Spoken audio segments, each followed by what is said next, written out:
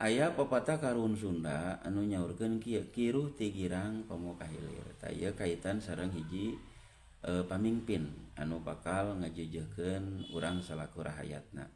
Lamun ayeuna pamimpinna kiruh, pamimpinna kotor, teu tanggung jawab, teu amanah, maka bakal mawa kamapsadatan karusakan ka urang salaku rahayatna.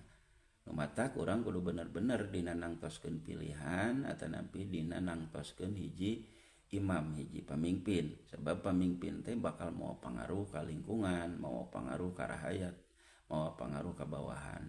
Lamun ayeuna kiruh pamimpinna maka bakal mawa kiruh ka handapna.